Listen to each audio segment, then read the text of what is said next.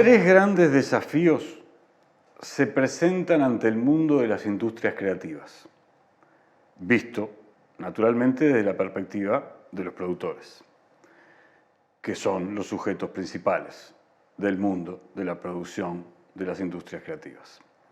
El primer desafío es cómo construir autonomía frente a un mercado que cada vez se torna más concentrado. El segundo desafío es cómo apropiarse de las nuevas tecnologías para lograr esto, pero también para incorporar a la obra de arte mismo. Y un tercer desafío, que seguramente va a ser el que quede menos sin tratar, pero ya lo trataremos en alguna oportunidad, dice relación con cuál es el rol del Estado o de los recursos públicos, que no son la misma cosa, en la promoción y el desarrollo del arte. Los invito, amigos, a recorrer este apasionante viaje.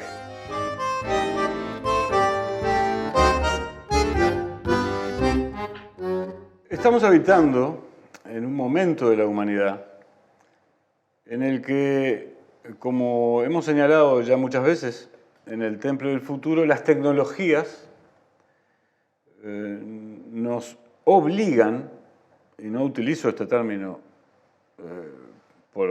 espontáneamente, nos obligan a pensar cómo adaptarnos a los cambios que esas tecnologías en su aplicación práctica generan en el movimiento, en el desenvolvimiento de la sociedad. Como es natural, esto también afecta al arte. Y entonces vamos a tratar de ver cómo afecta al arte cinematográfico, cuáles son los desafíos que plantea para el arte cinematográfico y para el arte plástico. Como lo tenemos vía Zoom, empecemos por formular este desafiante planteo a Roberto Blatt. Bienvenido y adelante. Bueno, antes que nada, muchísimas gracias por invitarme. Esto es un honor y un inmenso placer estar aquí con ustedes dos, especial. Y sobre todo hablando sobre este tema, es un privilegio. Para ir a la pregunta misma. Sí, efectivamente, una de las cosas que la tecnología siempre ha mostrado es que genera imprevistos. Es decir, la tecnología viene a resolver problemas, en general problemas concretos, es decir, incluso viene a aportar herramientas para algún tipo de programa utópico y luego, efectivamente, porque la realidad no es controlable, ni definitiva, ni absoluta, termina generando una cantidad de elementos imprevistos, algunos de ellos muy positivos y otros menos. Ya tendremos oportunidad de profundizar sobre esto si apetece, pero específicamente en lo que se refiere al audiovisual, las tecnologías digitales han primero permitido a que un género especial en el audiovisual, que es la televisión, se normalizara en relación a los demás géneros de forma de expresión artística o forma de expresión a secas.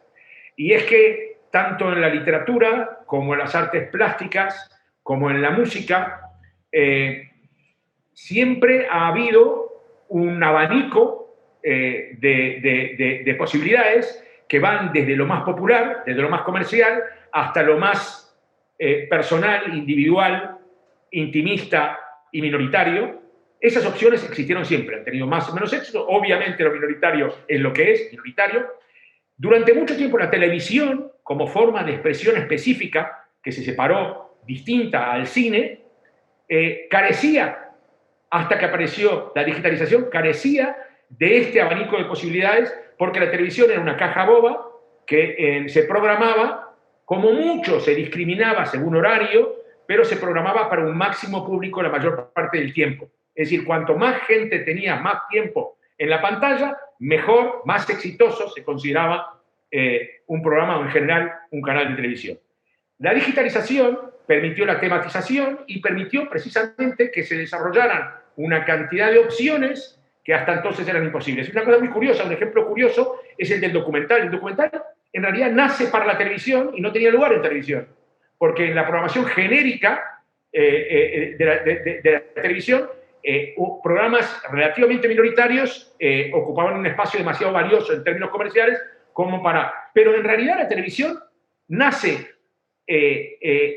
para la televisión porque en el cine tenía, bueno, excepto las primeras películas, la de los hermanos Lumière, que en realidad son documentales, claro, la salida de la fábrica, la entrada del tren a la estación, pero excepto en esos primeros momentos en los cuales se genera el discurso, digamos, el discurso audiovisual, inmediatamente las historias de ficción son las que acaparan ese género. Y, por lo tanto, en principio, el documental se prestaría, y en su momento también, pero sobre todo en canales públicos, desde los años 30 encontraron su refugio. Pero era siempre un elemento marginal. Que apenas, sí, aunque era típico, endémico de la televisión, casi no encontraba lugar en su propio hábitat.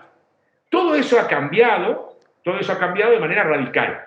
Eso fue un primer cambio que la tecnología no preveía. Es decir, lo que se pretendía hacer era simplemente mejorar la calidad del producto televisivo, porque en realidad la gran revolución digital se hizo sobre todo desde y para la televisión. Y de pronto, lo que provocó esa revolución, que más que menos lo fue en realidad liquidar el concepto tradicional de televisión y trasladarnos al momento en el que estamos ahora, acelerado por la pandemia, ya para meter todo junto, en que lo que cuenta ahora es simple. Estamos hablando ahora de un medio de pantalla, cualquier sea ella, y que puede en principio estar acoplada a cualquier artefacto electrónico. De hecho, a muchos de ellos ya lo está. Es decir, la pantalla y la posibilidad de contar historias en pantalla, no solo que han desbordado la televisión y el cine y las salas, sino que también ha ocupado ahora los teléfonos, que más que nada son las redes sociales. Las redes sociales. Claro. Y por supuesto, Internet y las redes TikTok, sí. YouTube. Es decir, estamos aquí y todos estos formatos para pantalla, uno ya no tienen, digamos, no tiene una localización específica. En cierto sentido, esa revolución la hicieron todas las artes, y ni que hablar, mucho más aún las artes plásticas. Ahora, aprovecho que vos me ponés puntos suspensivos ahí para hacer la siguiente pregunta. Cuando todavía en el imaginario pensamos en un plástico, pensamos en Van Gogh, en Monet. La visión romántica. La visión romántica, sufriendo la experimentación, la necesidad de expresar sentido, sufriendo, casi. El artista atormentado. El artista atormentado, sufriendo, pero con unos recursos tecnológicos limitados. Básicos. Esto que enunciaba Roberto pone al plástico ante un desafío enorme. Yo no concibo que un plástico no piense ahora en cómo va a expresarse en el lenguaje audiovisual. Pero perdón que interrumpa, Gerardo. Sí. Perdón que interrumpa. En realidad los artistas plásticos hicieron este salto incluso antes de la tecnología. Exacto. Es decir, claro, el arte, sí, las experimentaciones del arte, el video art, del que participé en su génesis. La intervención directa en la realidad cotidiana, es decir, Duchamp y todo lo demás. Claro. Yo quería producir el salto desde entonces hasta ahora para mostrar lo impactante del cambio. Sin duda, mira, la tecnología, si la entendemos como la capacidad de tener instrumentos, herramientas, es una cosa que ha acompañado a las artes desde la caverna. Sí. El punto de inflexión es cuando las tecnologías empiezan a abandonan lo analógico para ser digitales. Y eso plantea una cantidad de desafíos y de nuevos problemas que los artistas plásticos han tenido que navegar. Y a veces en esos, territorios en los cuales hay que navegar, muchas veces forzados, hay naufragios y hay llegadas a buen puerto.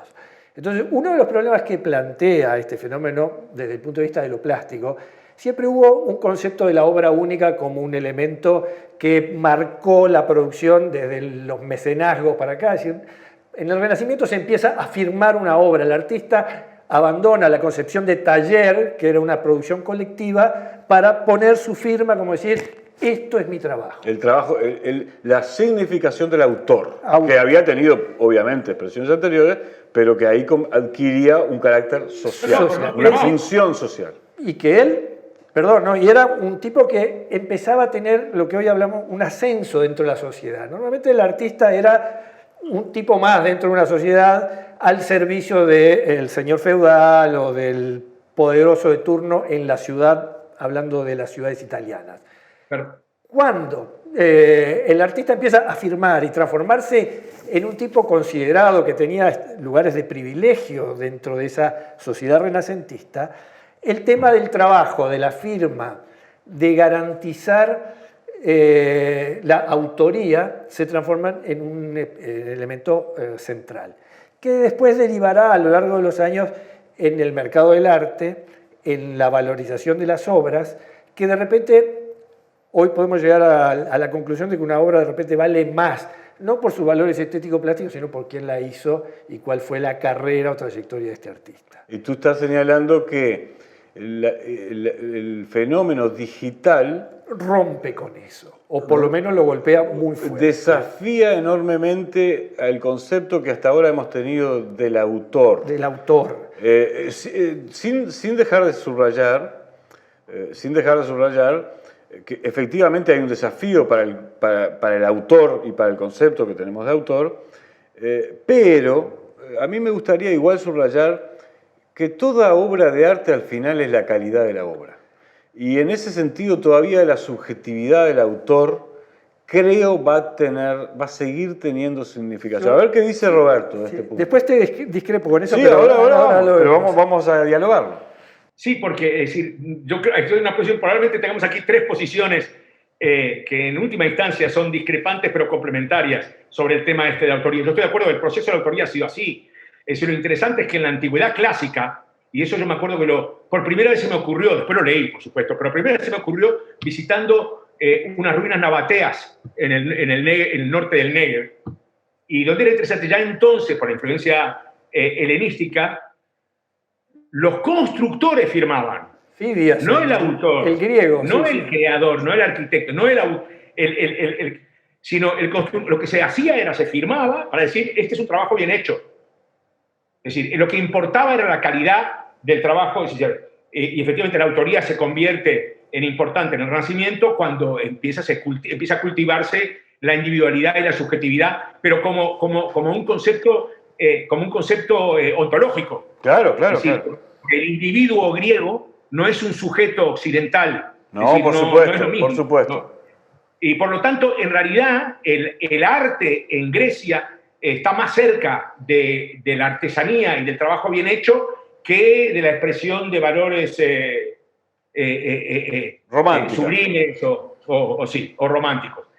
Pero efectivamente, ahora, lo cierto es de que en última instancia, claro, todo lo que se hace tiene por lo menos un componente de subjetividad, en arte y en cualquier cosa. Por supuesto. De hecho, lo más probable es que ahora está, por ejemplo, de moda. Es decir, se acaban de publicar una serie de tesis nuevas sobre la pintura rupestre. Y además hay una tesis muy novedosa, recién publicada, que pretende que en realidad que lo que nosotros llamamos arte rupestre en realidad no estaba concebido para tener un impacto social, porque al fin y al cabo se hacía en la total oscuridad, o la mayoría de las obras se hacían en total oscuridad y en rincones de difícil acceso. Y que lo más probable es de que el hecho de estar trabajando en total oscuridad con antorchas que reducían la absorción de oxígeno causaba unos estados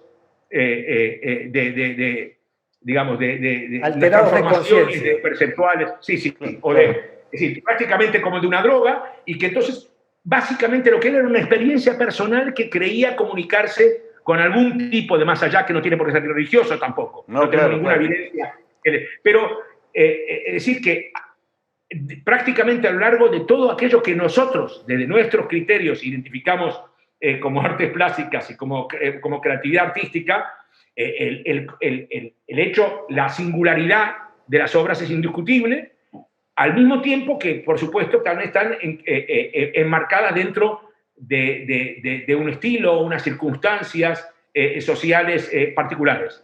Pero ¿por qué decías tú, Claudio, que discrepabas con mi...? Yo discrepo. Perdón. Lo que me parece... Terminar con esto. Sí, que en realidad la creatividad, la autoría y la subjetividad lo acompaña todo. Digamos, es esa parte de voluntariedad que nosotros, de intencionalidad que nosotros le atribuimos a algunas cosas más que a otras. Pero yo estoy de acuerdo con Claudio que el valor de la creación autoral no necesariamente representa una singularidad personal.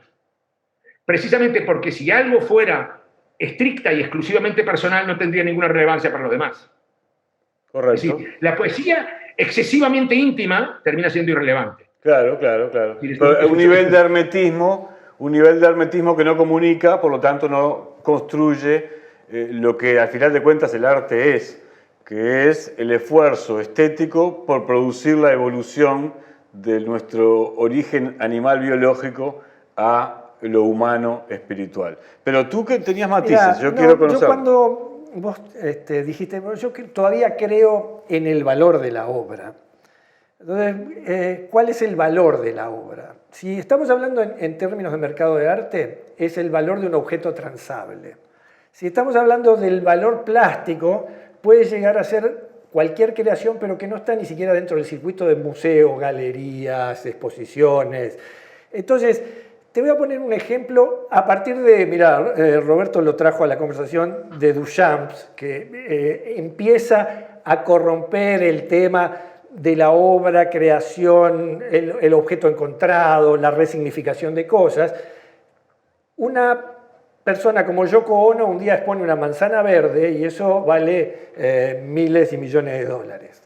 Hace 2 semanas, una obra digital amparada por un mecanismo de cripto vinculado al blockchain, sí, se vendió en 69 millones de dólares. Es la primera vez que eso ocurre, hace relativamente unas semanas. Sí. ¿A qué golpea eso? 2 cosas. Primero, golpea al tema de lo fácil que una obra digital se reproduce y se masifica. Aparentemente, con este mecanismo hay como una protección de que uno tiene la propiedad de una obra única en el ámbito de lo digital.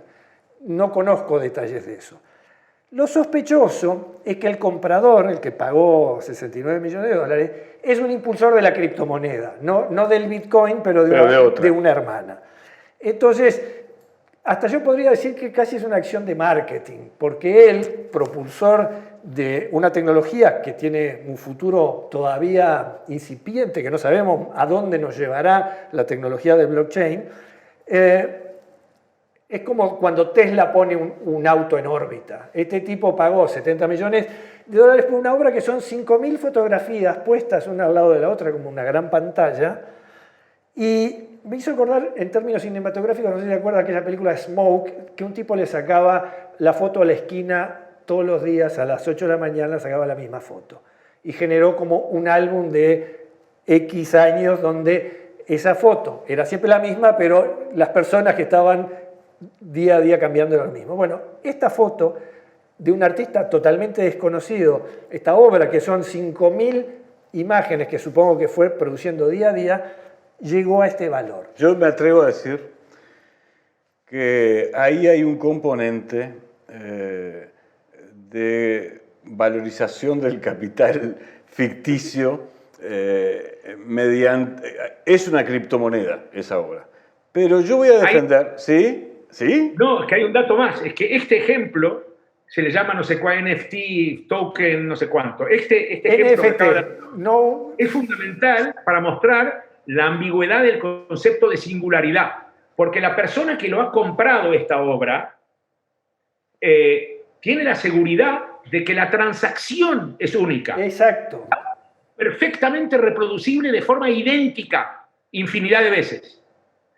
Esa lo único que puede demostrar el comprador es que es única la compra, la transacción de compra a través de blockchain es única e irrepetible, pero la obra misma es perfectamente repetible. Exacto, porque hay una contradicción. Las copias digitales, no hay original en una copia digital. Claro, naturalmente. Yo, sin embargo, voy a hacer un enunciado, porque hemos ocupado ya muchos minutos del programa, y quiero cerrar algunas ideas, sobre todo esta que voy a tratar de enunciar y conocer, obviamente, la opinión de ustedes. Uno de los componentes históricos de la vida de los artistas ha estado matrizado por el esfuerzo de los artistas por ser autónomos, por poder producir, expresarse, comunicar con autenticidad, tanto estética como éticamente.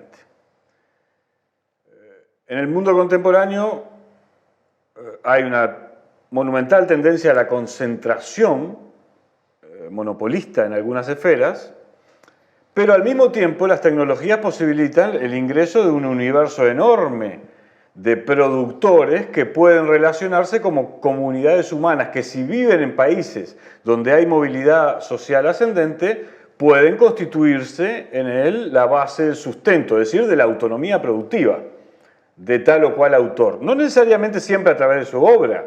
Un autor puede producir novelas y al mismo tiempo dar clases de literatura, pero tiene las tecnologías como para dar clases de literatura en talleres, por ejemplo, virtuales. Es decir, que hay nuevas posibilidades para la autonomía del autor, al mismo tiempo que hay un enorme nivel de concentración, por ejemplo, en los catálogos.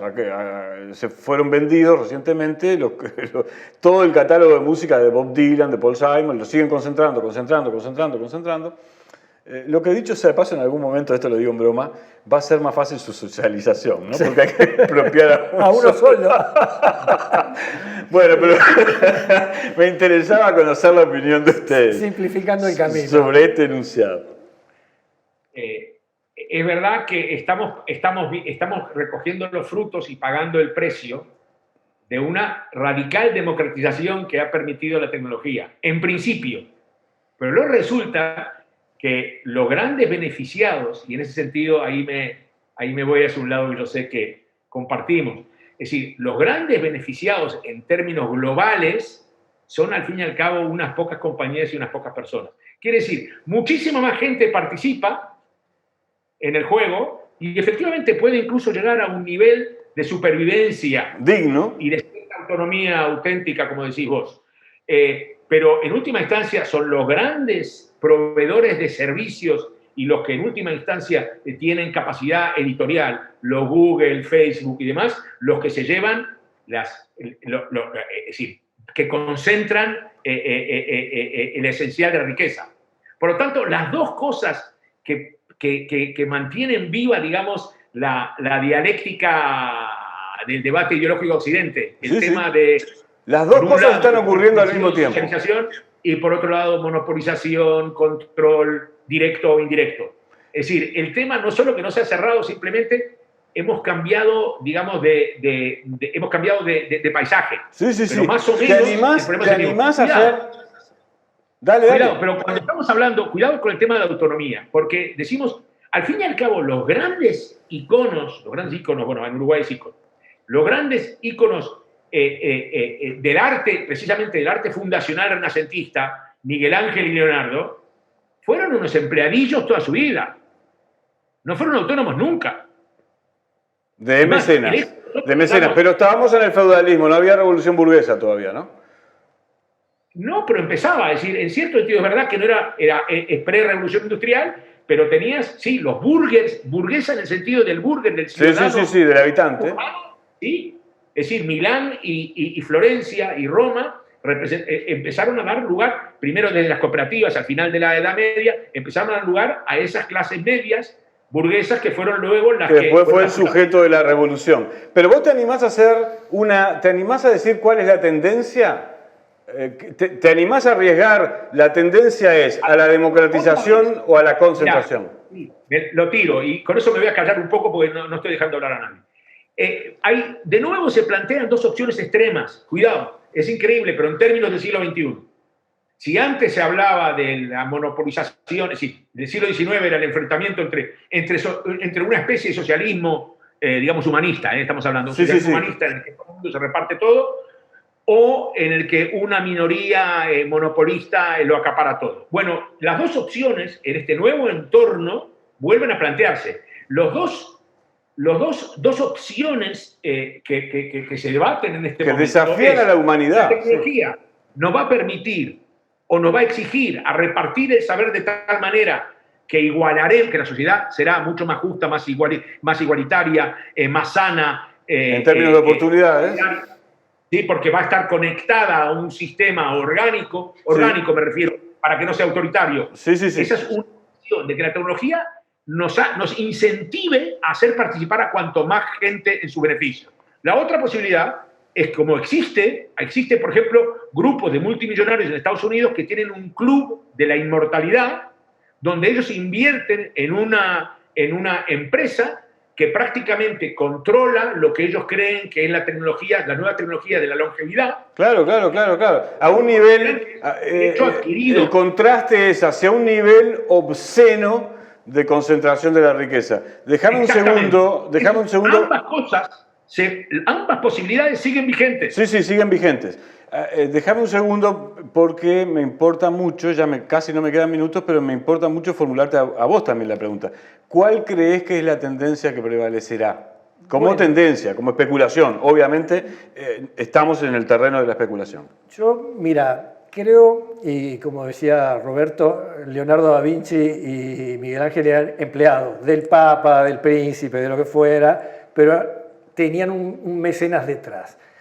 Ahora, en lo que fue siglo XX, los artistas vivieron de un entorno que les sacaba provecho, desde el marchand, desde la galería, desde el museo que compraba determinadas obras.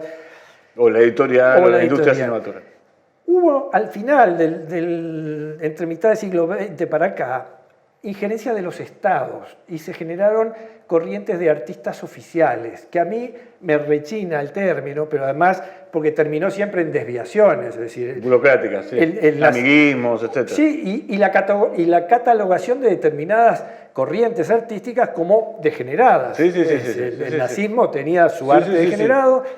Los oficialistas del realismo socialista en el bloque también. El estalinismo, sí. Y de alguna forma, cuando el Estado interviene, entre comillas, para ayudar a los artistas, en realidad, desde el punto de vista ideológico, está condicionando la producción de su obra. Y ese tema, Claudio, te agradezco que lo hayas enunciado porque va a estar sin duda en el debate de los próximos años. Déjame decirte lo último cortito. La tecnología ha traído otras cosas, así como hay fenómenos disruptivos a nivel del taxi, del transporte, como lo fueron Uber y toda esa historia, están apareciendo plataformas que permiten al artista colocar su trabajo y por lo menos mostrarlo, sin que eso tenga que obligar a una muestra en una galería o en un museo o en una muestra colectiva. Hay plataformas que, además de mostrar, permiten comercializar.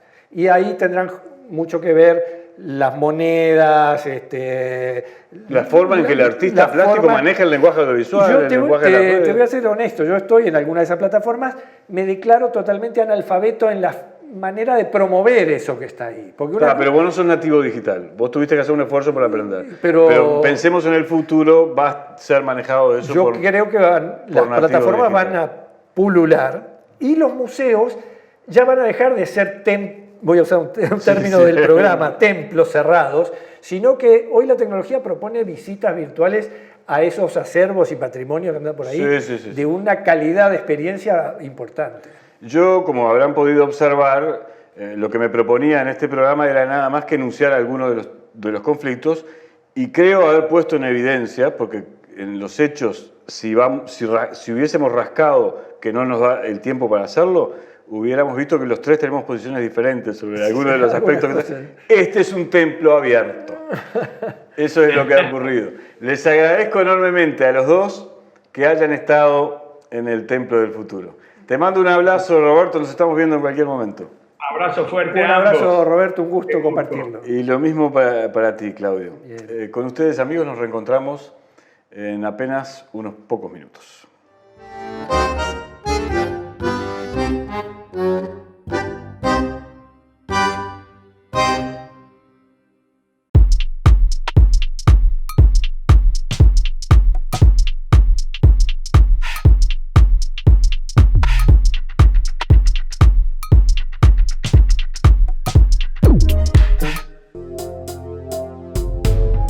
Existir Sociedad Anónima es el único importador oficial de repuestos Jack.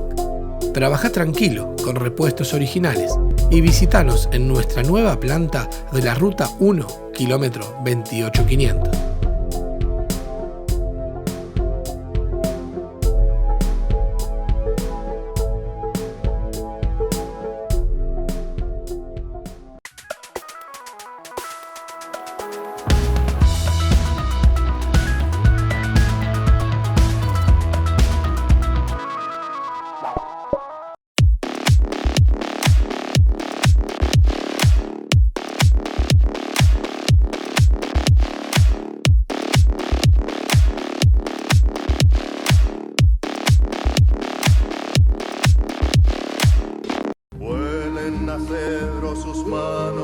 Carpintería en maderas Herc, placares de cocina y dormitorios, muebles de diseño y restauración, trabajos garantidos, responsabilidad y puntualidad.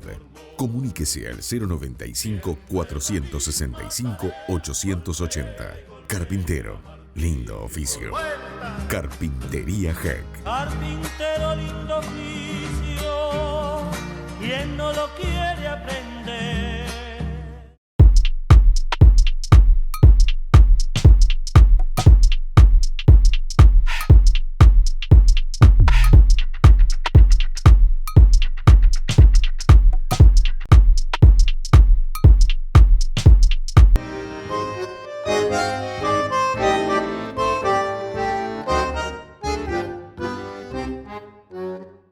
Uno de los problemas que tiene este diálogo que voy a sostener durante unos minutos y a partir de unos segundos es que yo siento una profunda admiración por el artista y aún más por el individuo que es capaz de reinventarse, de comprender que las nuevas tecnologías le abren un universo de posibilidades, aprender a usarlas y usarlas para producir una manera de ser músico y al mismo tiempo jugar un rol social que le permite la autonomía de ser músico autónomo. Los telespectadores no conocen tu peripecia. Muchos, otros naturalmente saben muy bien quién es Gustavo Ripa. Entonces a mí me interesa desafiarte a que nos cuentes qué proceso hiciste tú. Tú racionalizaste eso que hiciste. Dijiste, yo voy a utilizar las tecnologías disponibles para producir mi autonomía. Porque si lo hiciste, nos interesa conocer ese proceso. ¿Cómo lo hiciste? Sí, Gerardo, bueno, un saludo para todos los que ven el programa, un gusto estar contigo. Yo también te admiro y sos un amigo. Bueno, mirá, yo creo que ese proceso nace un poco de la pérdida de miedo a la tecnología, por ahí, no sé, que hace unos cuantos años, en mi rol de dueño de una empresa de postproducción de audio, de la mayor, yo me tuve que ver enfrentado, digamos, a lo que eran las nuevas tecnologías. Te estoy hablando, yo siempre digo, yo vengo de la época del cassette y de la cinta. Claro. De pegar cinta, acordate, de pegarla, cortarla con gilet y pegarla con cinta. y todo ese mundo donde el sonido no se veía, el sonido solamente se escuchaba. Y casi que es una metáfora poética. Lo es porque cambió. Yo siempre cuento una historia. Nosotros en La Mayor fuimos el primer, creo que sí, que fue el primer estudio en el Uruguay en tener una Macintosh con Pro Tools, que es un sistema de audio de grabación digital, que hoy me da risa, digamos, aquel sistema, pero en aquel momento era la maravilla total. Fue la primera vez que yo vi el sonido de mi guitarra. O sea, cambiaron los sentidos, ¿entendés? O sea, se agregó el sentido del ver la forma de onda en una pantalla y además la increíble cosa de que con una tijerita cortás, pegás y y haces lo que quieras. Con una tijerita virtual. Con una tijerita virtual, que no era la Gillette de cortar de verdad, sino la tijerita, bueno. A partir de ahí y de todo lo que empezó a venir en esos años a Uruguay, yo desarrollé, digamos, como un interés especial por la tecnología. Ya en aquel entonces, me interesaba aprender cómo era que se grababa. Yo cada vez que iba a grabar, por ejemplo, observaba muchísimo al técnico y me interesaban esos procesos. Porque bueno, en La Mayor, quieras o no, éramos autónomos también desde el punto de vista de la producción. Claro. Yo componía la banda, la arreglábamos para distintos instrumentos, podíamos grabar a los músicos, podíamos hacer la mezcla y podíamos entregar el producto. O sea que ya desde ese entonces yo, por lo menos, me parece que es así, ¿no? Localizo como un interés especial en el tema de la tecnología. Y de la autonomía. Es decir, porque en el fondo vos estabas creando las condiciones para hacer la música que espiritualmente sentías necesidad de hacer, porque quizá también sentías que la sociedad estaba necesitando eso no importa, ese es el diálogo eterno del arte entre el individuo y la comunidad, pero ya desde entonces creando autonomía. Y yo no quiero ser naif, yo sé que es muy difícil producir autonomía, y tú tuviste también la suerte de que además de manejar con naturalidad la tecnología, manejaste también técnicas de marketing, entonces supiste crear una vinculación autor-creador-pedagogo, porque también das clases, incorporaste ese componente físico, presencial y virtual para producir tu autonomía. Y yo sé que para otros esto no es sencillo. Yo no quiero que se conozca tu experiencia para presentarla como una cosa naif. Quiero que se conozca tu experiencia y la forma en que vos mismo la analizás para mostrar que hay un camino. Después, ese camino está lleno de dificultades en algunas circunstancias, porque depende de la situación del país, de la situación económica de las naciones, de la capacidad de los individuos de disponer de tiempo libre, etcétera, etcétera, etcétera. Pero la posibilidad existe. Y hay que aprender a usarla, porque produce, y sobre todo si se hace en comunidades, produce la posibilidad de la autonomía, nada menos. Mira, yo siempre tuve un poquito de ese espíritu, ¿no? De tratar de no depender, aunque me gusta trabajar en equipos, pero me gusta conocer el proceso.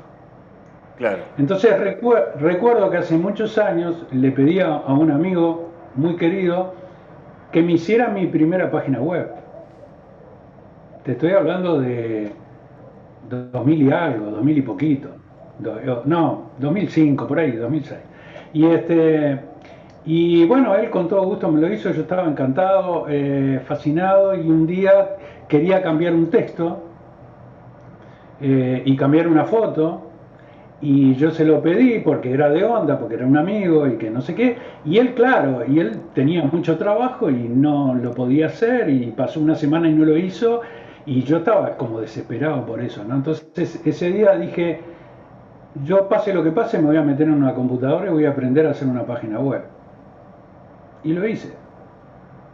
Tuve la suerte que en ese entonces empezaron a salir todas estas plataformas en las cuales hoy es muy fácil hacer una página web. Las llamadas tutoriales.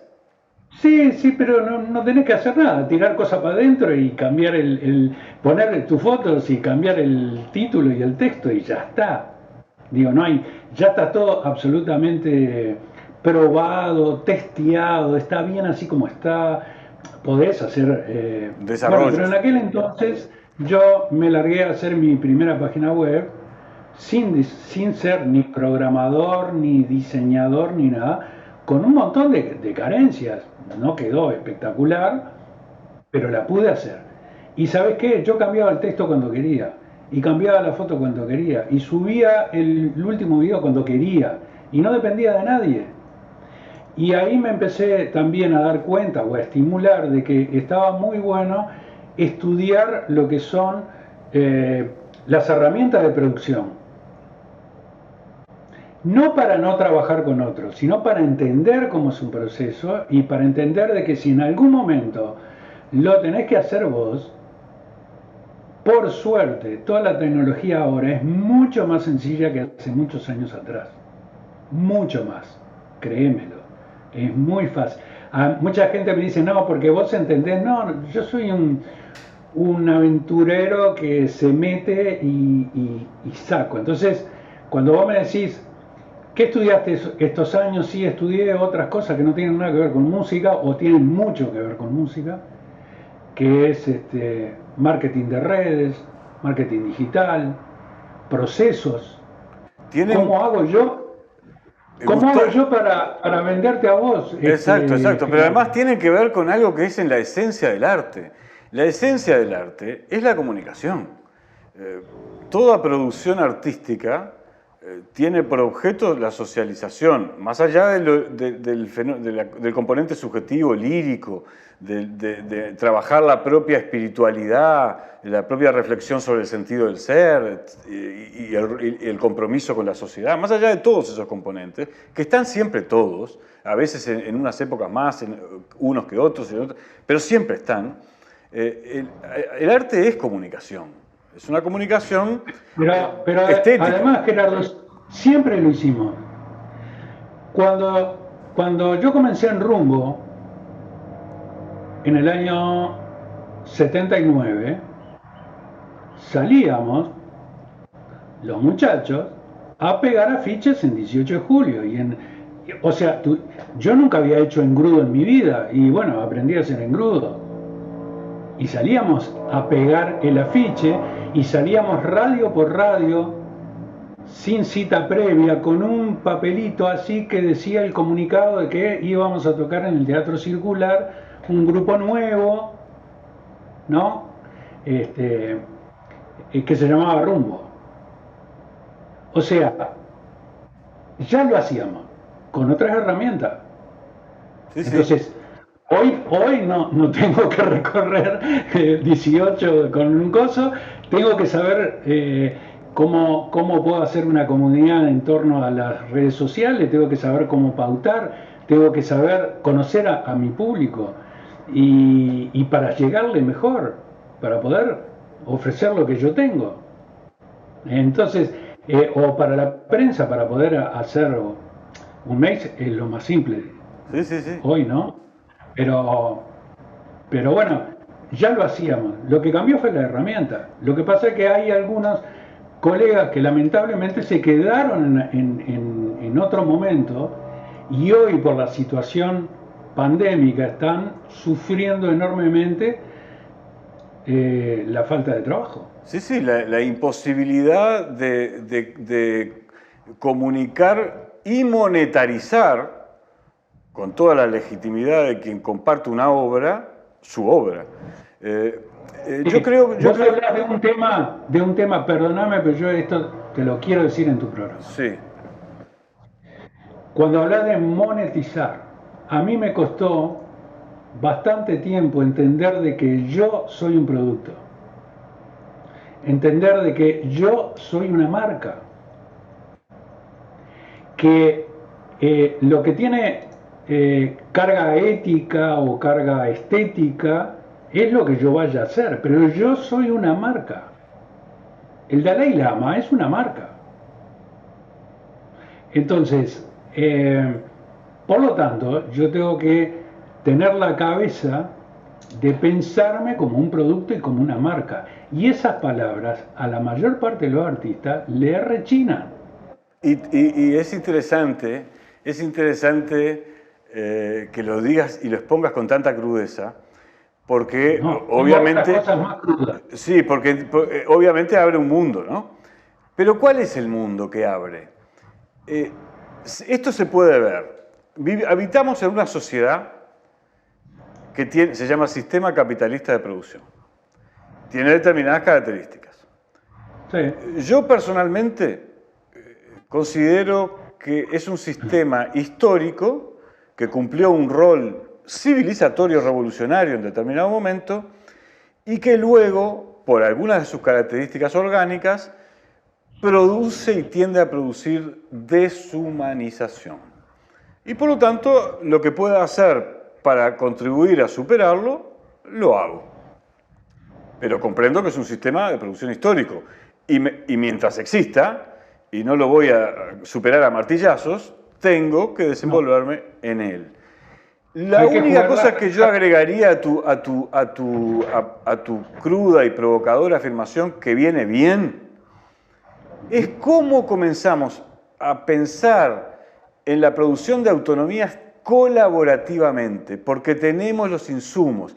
Es decir, a mí la única cosa que me inquieta no es este debate, que creo que está bien, que de vez en cuando se realice con profesionalismo y seriedad, sino que lo que me inquieta es el riesgo de la insularidad de los artistas. Que los artistas se vayan quedando solitos en sus habitáculos, encerrados, casi sin socializar. Es cierto, la pandemia acentúa este problema y me hace pensar en él, pero yo ya tenía temor sobre este problema antes de la pandemia y no sé qué va a pasar después de la pandemia. Entonces también quería tu reflexión sobre esto. Pero ahí hay un fenómeno, Gerardo, que yo sé que a vos te encanta la filosofía y profundizar en los temas y hemos hablado tantas veces de tantas cosas, y yo te voy a tirar una frase. El famoso amor al arte.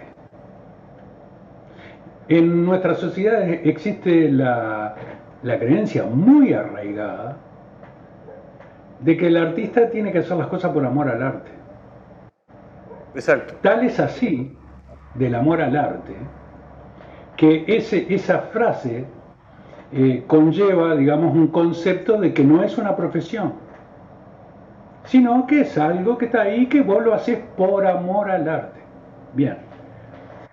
Entonces empiezan a surgir una serie de cosas, como el tocar a la gorra, o al sobre, o la máxima que me propusieron hace poquito tiempo, no, es un aporte consciente, me dice. O sea, no, es la gorra, ¿no? Es lo mismo que la gorra. Sí, sí. Y yo le pregunté, ¿qué quiere decir aporte consciente? No, que la persona da lo que considera. ¿Sabes qué he respondido yo cuando me han propuesto tocar a la gorra o al aporte consciente? Yo le digo, bueno, mira, déjame pensarlo, pero vamos a hacer un acuerdo. Ese día que yo voy a tocar a la gorra o al aporte consciente, ni la cerveza, la pizza, los mozos, los fletes, la luz, el teléfono que gastas, el internet, todo es a la gorra. ¿Estamos de acuerdo? Y la segunda pregunta que te hago es, decime una sola profesión en nuestra sociedad o servicio que sea a la gorra. Una. Entonces le digo, si me decís una sola, yo lo voy a considerar y voy a ir a tocar. Una me tenés que decir. No vale subir al ómnibus y tocar 2 canciones, porque eso no es un show de 1 hora y pico preparado. Tampoco los chicos que están en las esquinas, ¿no? Haciendo malabares. Sí, claro. Estamos hablando de otro problema. Eso está todo bien, pero es otro problema. Ahora, ¿por qué razón los médicos no son a la gorra, la mutualista no es a la gorra? ¿Por qué? Sabés Entonces, que tu relato, tu otra cruda provocación, para eso una de las razones por las que está este programa es para denunciar provocaciones, me recuerda a Alfredo Zitarrosa. En América del Sur tenemos el emblemático ejemplo de Alfredo Zitarrosa en relación a este problema. Alfredo, no lo decía con la crudeza que lo decís vos, pero casi, fue uno de los que le enseñó al arte sudamericano el respeto a la profesión, en su postura, en su ética.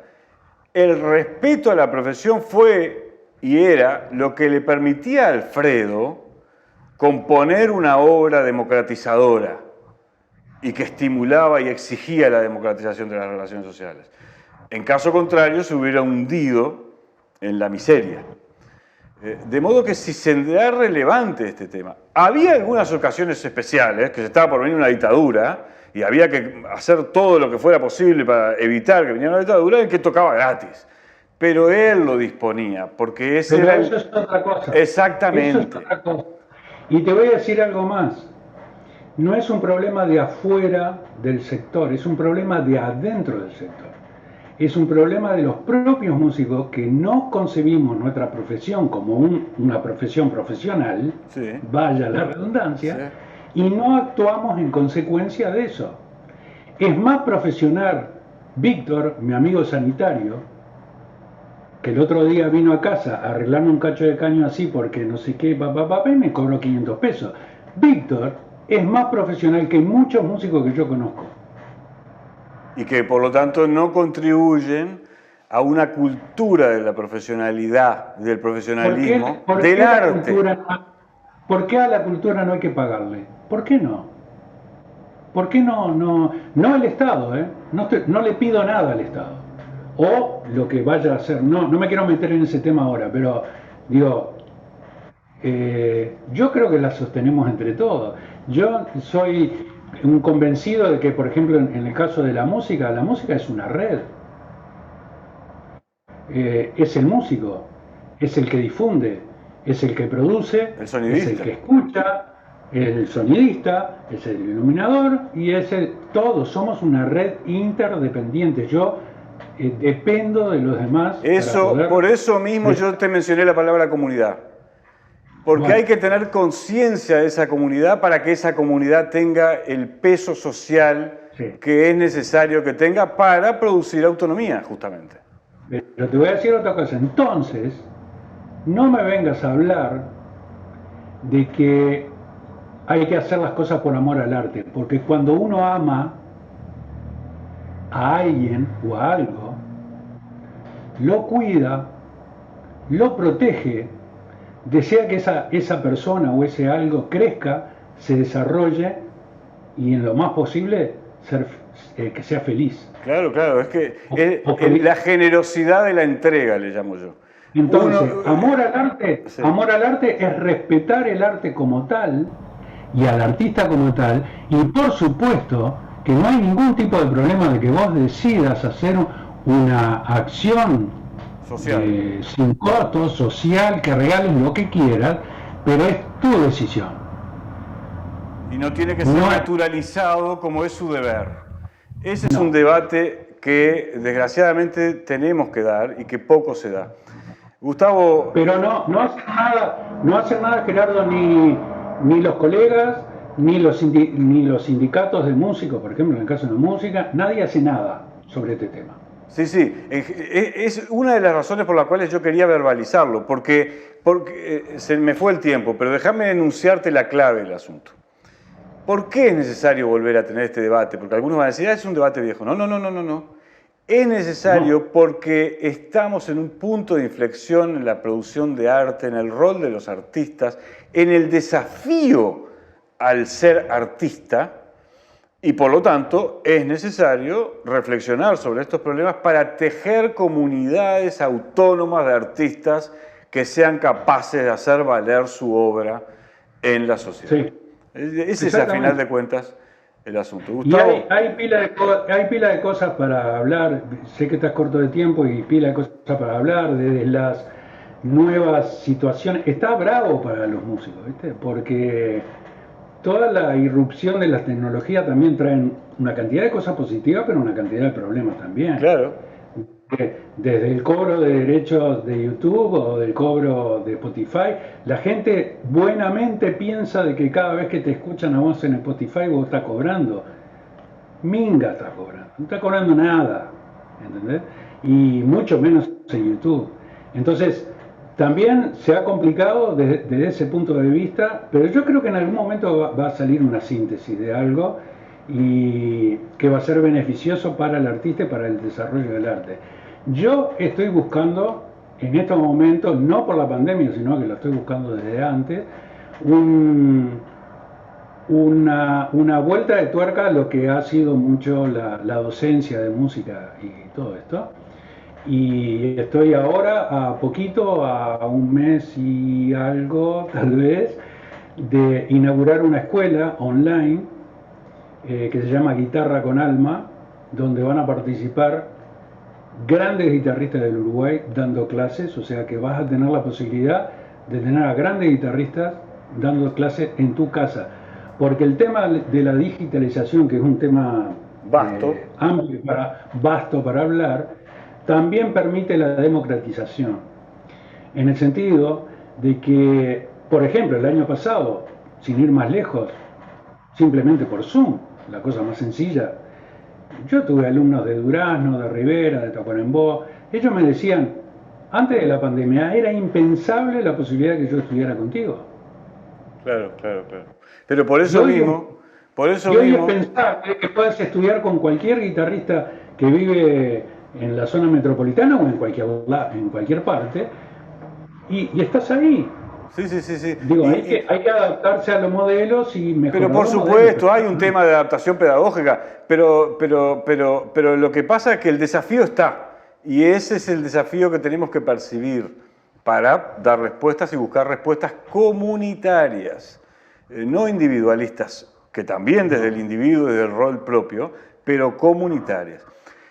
Yo llevo adelante esta escuela, ya te dije, bueno, te puedo adelantar que va a estar Eduardo Larbanois, va a estar Juan Pablo Chapital, va a estar Esteban Klisic, y estoy conversando con otros grandes guitarristas y maestros, no solamente de Uruguay, pero el sello que va a tener esta escuela es que va a primar la cultura de nuestra región. Y eso quiere decir que tenés un público posible de unos 60, 70 millones de personas. Sí. Por eso, Gustavo, yo empecé diciendo que te admiraba por tu capacidad de experimentación. Creo que el mundo del arte está desafiado a pensar una gran transformación para preservar autonomía. Tu experiencia ayuda a mostrar que hay caminos. Después veremos cómo los recorremos en comunidad, en la relación con los capitales públicos y con los capitales privados. Pero hay posibilidades. Y por eso te agradezco profundamente que te hayas atrevido a relatarla con ese desparpajo que te caracteriza en el Templo del Futuro. Es que, ¿qué voy a perder, Gerardo? Voy a cumplir 62, ya digo lo que quiero. Absoluto. Tu forma de decirlo para terminar maravillosamente este programa, te mando un abrazo, me recordó al gran Mateo, que sufrió el desprecio del poder por el arte. Nos vemos, amigos, la semana que viene.